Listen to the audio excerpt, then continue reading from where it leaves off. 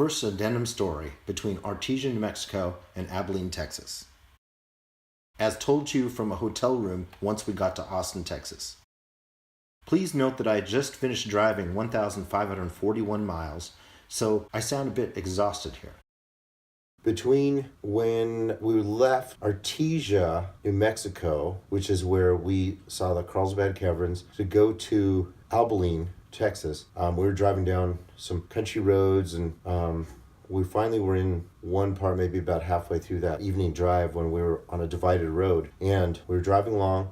It had been really foggy, like most of the drive, really foggy. These are like small country roads. Like I said, we'd gotten onto a divided road that would be something like, sort of like San Vicente in Los Angeles, that's got 2 lanes on one side, 2 lanes on the other, but not nearly as populated, obviously, and it was a very straight road. And I was keeping an eye on a Jeep that had passed me, and he was in the number 2 lane like I was, and he had passed me. I think it was a different colored Jeep. It was like a Laredo. So I was watching the lights, and he was, I'd say, about a quarter mile ahead of me. So I just keep an eye on the taillights, because I knew it was a straight road, and I knew that it was also very foggy, And at this point, it wasn't quite as foggy, and that's why I could see about a quarter mile, I'd say. Somewhere between an eighth of a mile and a quarter mile. I also knew that behind me was a truck. I thought it was a semi-truck, but it turned out to be like a large work truck. And anyway, so I was keeping an eye on the Jeep in front of me, and then the Jeep slowly veered off into the number 1 lane, and I saw that he was passing an SUV that was in the number 2 lane, also ahead of me. So I was just about to start veering into the number 1 lane when I saw that Jeep in front of me switch really quickly back in the number 2 lane, like a really sharp jolt.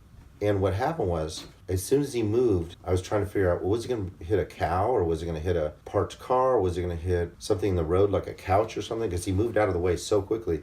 Well, it turned out all I could see was just another car coming the other way, which at first I thought was in the other side of the street, but it was in the number 1 lane, wrong way driver coming towards him. He got out of the way and then pretty quickly was up upon me. But in those moments, I quickly went into the shoulder of the right shoulder. So when he passed me, he was in number 1 lane, I was on the shoulder. And then the truck behind me had to veer out of the number 1 lane, because he was actually in the number 1 lane, unlike me and the Jeep. And then there was another car behind the truck that also had to veer out of the number 1 lane. And anyways, so Brendan and I and the few cars around us kind of were a little bit stunned and kind of pulling off the shoulder. I called 911, told him what had happened. Brendan and I proceeded into the town, because we were, like I said, probably just, within a mile of the town. I don't remember what the town was called now.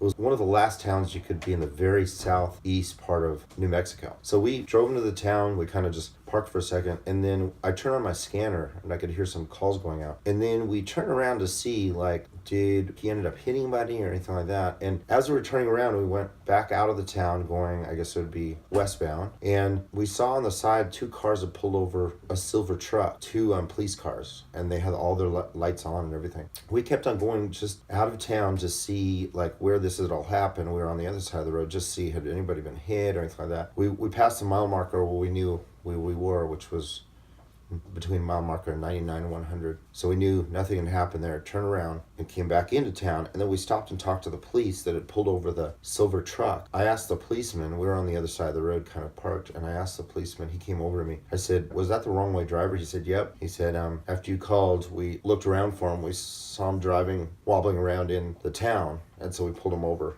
and he was arrested, drunk driving. So that was one story. If you are switching back to the main trip video, then scroll to 9 minutes and 49 seconds.